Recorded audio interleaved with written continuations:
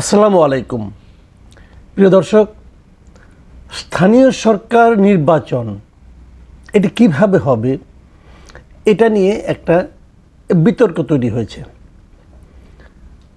এই সরকার অন্তর্বর্তীকালীন সরকার দায়িত্ব নেওয়ার পর তারা কিন্তু শুরুতেই সবগুলো স্থানীয় সরকার যে নির্বাচন হয়েছিল সেগুলো বাতিল করে দিয়েছিল। তারা বলেছিল যে এটা আওয়ামী লীগ আমলের নির্বাচন যথাযথ হয়নি, এই নির্বাচনে বিএনপি সহ অনেক রাজনৈতিক দল অংশ নেয়নি, অতএব এই নির্বাচনগুলো থাকার কোনো প্রয়োজন নেই। স্থানীয় সরকার মানে সিটি কর্পোরেশন, পৌরসভা, এগুলো তারা বন্ধ করে দিয়েছিল, কিন্তু ইউনিয়ন পরিষদ নির্বাচনটা আবার তারা বাতিল করে দেয়নি। তো এই যে কাজগুলো তারা করেছে, তো এগুলো করার কারণে সেখানে এক ধরনের শূন্যতা তৈরি হয়েছে। সাধারণ মানুষের চরিত্রগত সার্টিফিকেট বলুন, ওয়ারিশান সার্টিফিকেট বলুন, জন্ম নিবন্ধনের ব্যাপার বলুন, এই সমস্ত কাজ কিন্তু স্থানীয় সরকারের উপর নির্ভরশীল। যদিও স্থানীয় সরকারের প্রকৃত যে চেহারাটা, স্থানীয় সরকার বলতে যা বোঝায় সেটা কিন্তু বাংলাদেশে অনুপস্থিত। বাংলাদেশে উপজেলা চেয়ারম্যানের হাতে তেমন কোনো ক্ষমতাই নেই। উপজেলা চেয়ারম্যান যেটা, এটাও কিন্তু সম্পূর্ণ সব বাতিল হয়ে গেছে। এই ক্ষমতাটা মূলত একজন আপনার উপদেষ্টা হিসাবে অথবা পরামর্শক হিসাবে দায়িত্ব দেওয়া হয়েছে এমপিদের হাতে, এবং এমপিরাই মূলত এই ক্ষমতাগুলি ব্যবহার করে। কিন্তু এলাকার উন্নয়ন, এই সমস্ত কাজ তো স্থানীয় সরকারের হাতেই থাকা উচিত ছিল, বাট সেগুলো থাকেনি।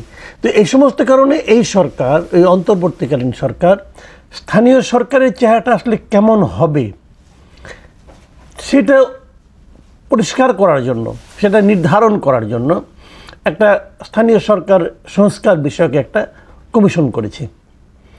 সেই কমিশন, তার প্রধান হয়েছেন প্রফেসর ডক্টর তোফায়েল আহমেদ।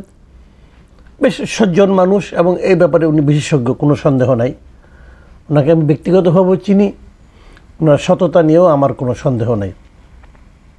তো তিনি এটা নিয়ে ওনাদের কমিশন কাজ করেছেন, এবং এর মাঝে একদিন উনি এই বিষয়টা নিয়ে গণমাধ্যম কর্মীদের সঙ্গে মত বিনিময় করেছেন, এবং ওই মত বিনিময় করার কালে তিনি বলেছেন যে জাতীয় পর্যায়ে নির্বাচন নিয়ে এখন যে আলাপটা হচ্ছে, কিন্তু তার আগে স্থানীয় সরকারের নির্বাচনটাও অনেক মানুষ চায়।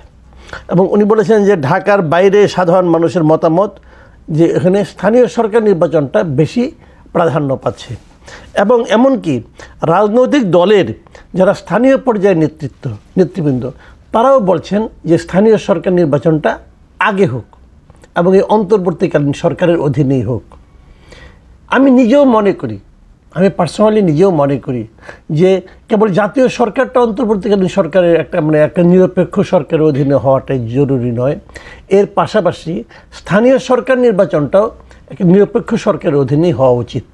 এটা আমি মনে করি, কারণ আমি জানি আমাদের অভিজ্ঞতা যা বলে আর কি, এই গত কয়েক দশকের অভিজ্ঞতা, যে রাজনৈতিক দলগুলো যখন ক্ষমতায় থাকেন তারা স্থানীয় সরকার কোনো নির্বাচনকেই তাদের প্রভাব মুক্ত থাকতে দিতে চান না। এর প্রমাণ আমরা বিএনপি আমলেও পেয়েছি। বিএনপির মাগুরা নির্বাচনের কথা আপনাদের নিশ্চয়ই মনে আছে, বিএনপি আমলেও আমরা পেয়েছি। এবং বিএনপি যখন 2001 সালে ক্ষমতায় এসেছে তখন আমরা দেখেছি বিভিন্ন উপনির্বাচনে তারা কিন্তু প্রভাব বিস্তার করেছে। আর আওয়ামী লীগের কথা তো বাদই রাখলাম।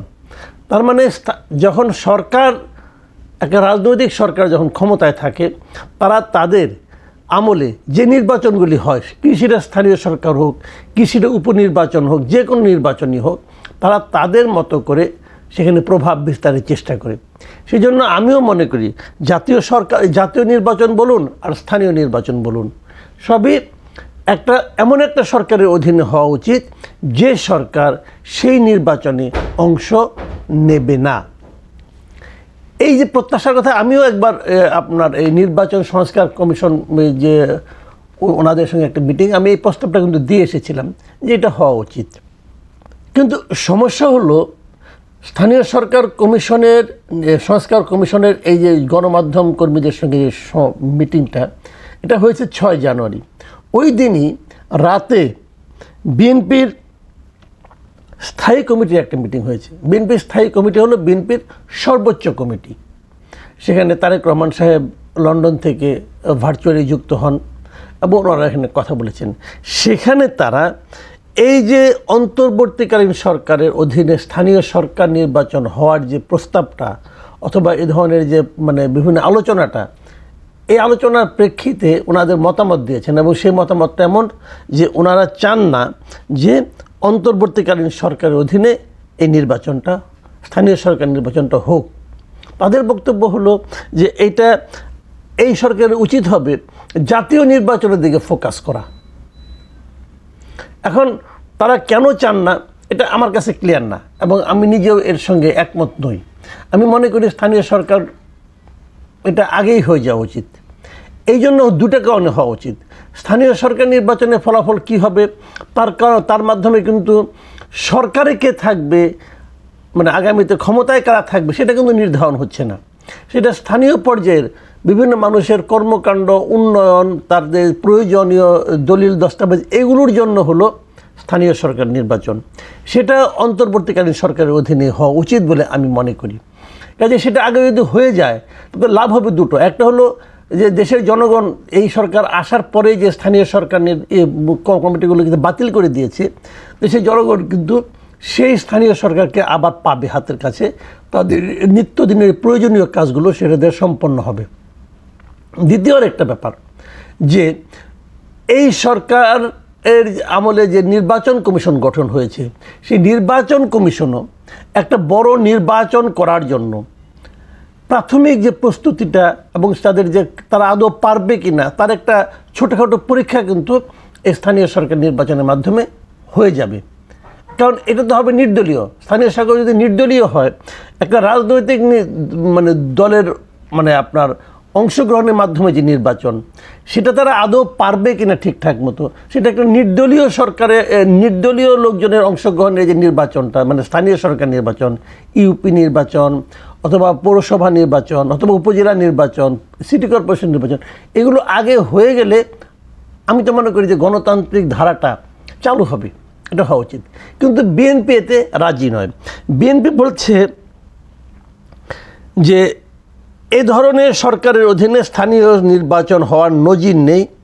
বিদ্যমান রাজনৈতিক পরিস্থিতির আলোকে জন আকাঙ্ক্ষাকে প্রাধান্য দিয়ে এখন সরকারের উচিত জাতীয় নির্বাচনের দিকে ফোকাস করা। এখানে দুটো কথা।